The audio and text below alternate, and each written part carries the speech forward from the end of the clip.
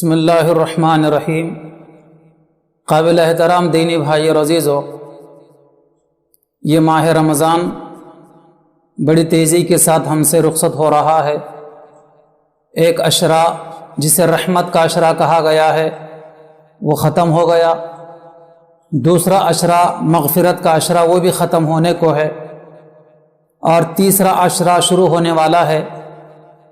ماہ رمضان المبارک کے تیسرے عشرے کی خاص عبادت ہے جسے اعتکاف کہا جاتا ہے۔ پیغمبر اسلام صلی اللہ علیہ وسلم 10 سال تک مدینہ منورہ میں رہے۔ آپ علیہ السلام نے ہر سال اعتکاف فرمایا ہے۔ بڑے خوش نصیب ہیں وہ لوگ جو ماہ مبارک رمضان کے اخیر عشرے کا اعتکاف کرتے ہیں۔ پیغمبر اسلام صلی اللہ علیہ وسلم کا فرمان ہے کہ اعتکاف عشرین فی رمضان کا حجتین و عمرتین۔ فرمان نبوی کا خلاصہ یہ ہے کہ رمضان کے آخری 10 دن کا اعتکاف کرنا اتنا ثواب ہے جتنا کہ 2 حج اور 2 عمرے کرنے کا ثواب ہے۔ اگرچہ کہ دنیاوی اعتبار سے وہ حاجی نہیں کہلاتا اور عمرہ کرنے والا نہیں کہلاتا، لیکن 2 حج اور 2 عمرے کرنے پر جتنا ثواب اسے ملتا ہے اتنا ثواب رمضان کے مہینے میں آخر عشرے میں اعتکاف کرنے کا ثواب ملتا ہے۔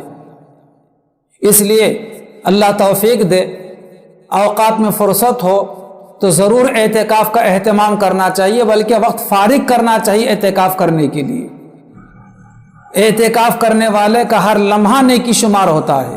اعتکاف کرنے والا اللہ کے بابرکت گھر میں آ کر پڑ جاتا ہے، گویا یہ اس بات کی علامت ہے کہ مولا میں آپ کے در پر آ کر پڑ گیا ہوں، جب تک آپ مجھے نوازیں گے نہیں میں آپ کا در چھوڑنے والا نہیں ہوں۔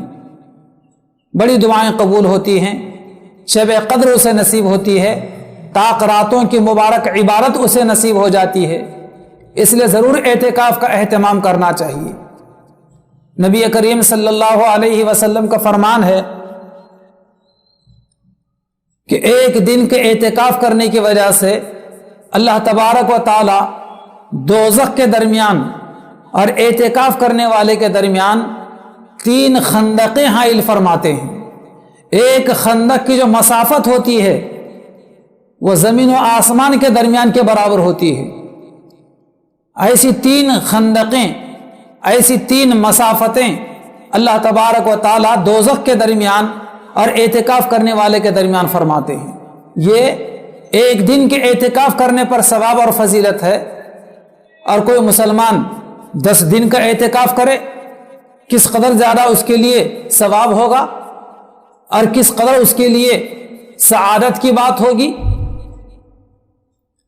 جب اعتکاف کرنے کے لیے 20ویں روزے کو عصر کی نماز کے بعد جب اللہ کے گھر مسجد میں داخل ہو تو اس طریقے سے داخل ہونا چاہیے، بسم اللہ دخلت وعلیہ توکلت ونویت سنت الاعتکاف۔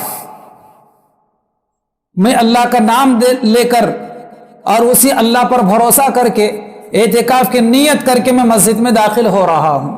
جیسے یہ نیت کر لے گا تو وہ معتکف شمار ہوگا۔ اب جب تک چاند نظر نہ آئے شوال کا، اس وقت تک مسجد کے باہر نہ نکلے، اس وقت تک مسجد کے باہر نہ نکلے، مسجد ہی میں رہے، کثرت کے ساتھ انفرادی عبادات کا اہتمام کریں، کم از کم روزانہ 10 پاروں کی تلاوت کا اہتمام کرے۔ کوئی مشکل نہیں ہے 10 پارے تلاوت کرنا اعتکاف کی حالت میں۔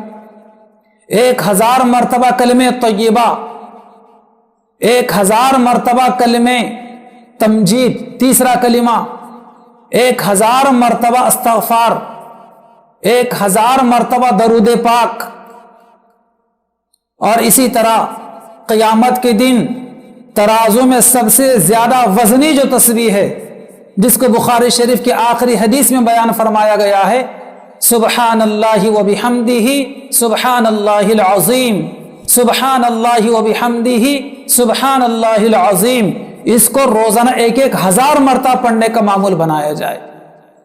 ایک عبادت سے طبیعت بھر گئی، دوسری عبادت شروع کی جائے، نوافل کا اہتمام کیا جائے، تہجد کی نماز ضرور پڑھی جائے، اوابین مغرب کے نماز کے بعد 6 رکعت نماز پڑھی جائے، فجر کی نماز کے بعد اشراق کی نماز پڑھی جائے، اور 9 بجے سے لے کر 11 بجے کے درمیان چاشت کی نماز پڑھی جائے۔ یہ سارے نمازوں کا اہتمام کیا جائے کہ بڑا اجر و ثواب ہے اعتکاف کرنا۔ اللہ تعالی ہمیں توفیق عطا فرمائے۔ نبی کریم صلی اللہ علیہ وسلم نے اس کی بڑی فضیلت بیان فرمائی ہے، اس لیے مسلمانوں کو چاہیے کہ اللہ کے گھر میں رمضان کے اخیر عشرے کا اعتکاف کرنے کا اہتمام کریں۔ اللہ تعالیٰ سے دعا ہے کہ اللہ تعالیٰ یہ اخیر عشرے کی عبادت یعنی اعتکاف ہم سب کے لیے اور امت مسلمہ کے لیے آسان